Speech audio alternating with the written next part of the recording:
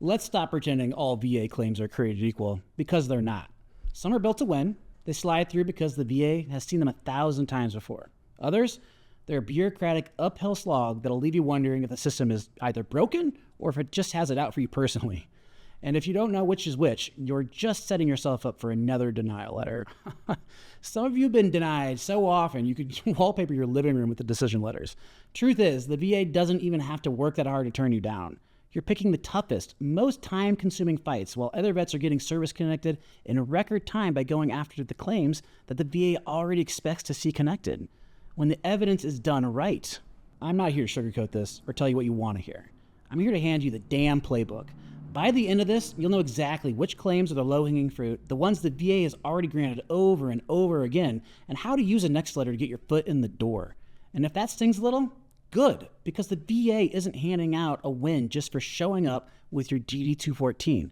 You have to play smart, and I'm going to show you how.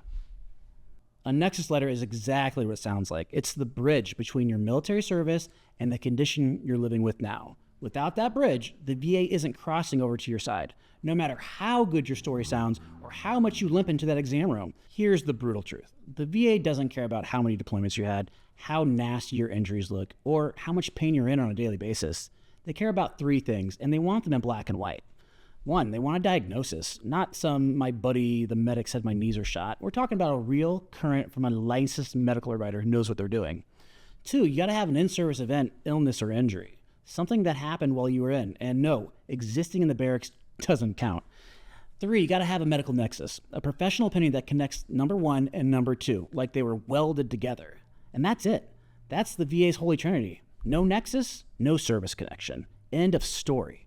Here's where the strategy comes in. Some conditions are like trying to prove gravity exists. They're very easy, obvious, and the VA's seen them like 1,000 times before.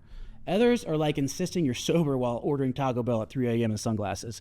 You can win those fights, but it's going to cost you time, energy, and probably your sanity. The smart play? Focus on conditions where the VA already has decades of legal precedent and stacks of medical research saying, yes, this makes sense.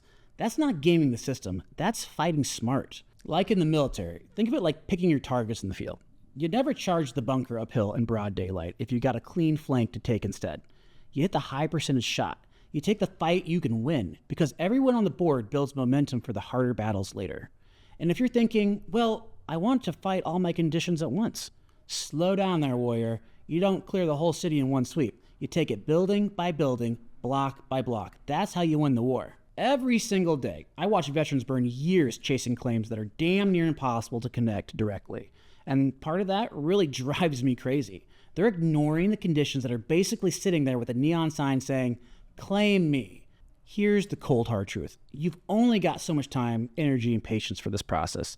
The VA process will drain you fast enough, so there's no need to speed it up by chasing the wrong battles. Every denial will set you back months, if not years, and that's not just lost time. That's lost back pay, lost momentum, and lost sanity. And every wasted claim delays the benefits your family needs. I mean, your kids can't eat intent to file forms. Go after the wrong conditions first, and you're locking yourself into the VA appeals hamster wheel.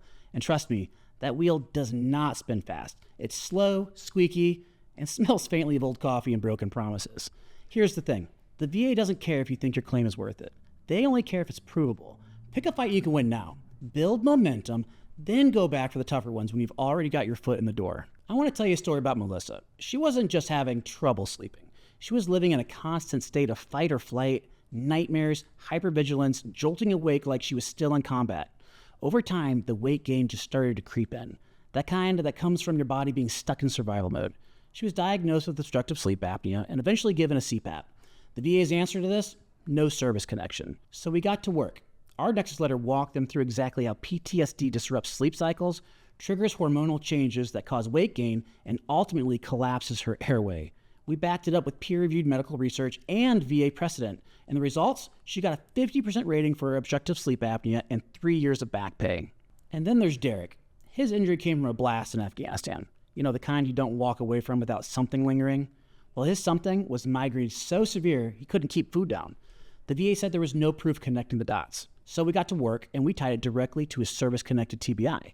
We cited neurology literature and his treatment history. The connection was medically obvious. It just needed to be spelled out. And what were the results? A 50% rating for migraines, and substantial back pay.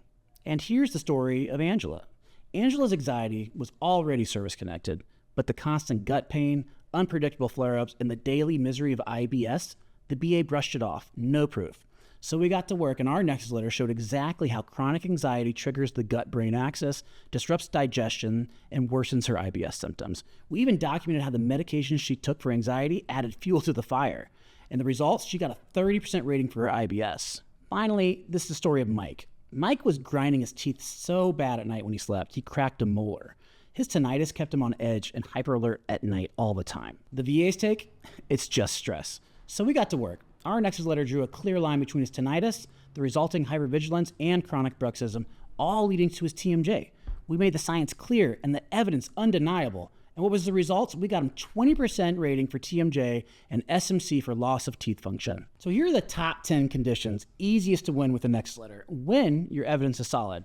There's sleep apnea, which you can tie secondarily to PTSD, asthma, or GERD. Migraines or headache tied to TPI or PTSD. You can have IBS or GERD tied to PTSD, depression, or NSAID use. There's TMJ, which often gets tied to PTSD, tinnitus, or stress.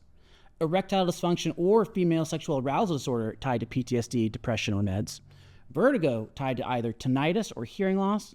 High blood pressure or hypertension tied to either PTSD, sleep apnea, or chronic pain. You can have low back pain secondary to knee or hip issues. You can even have hip and knee degeneration secondary to ankle or foot injuries.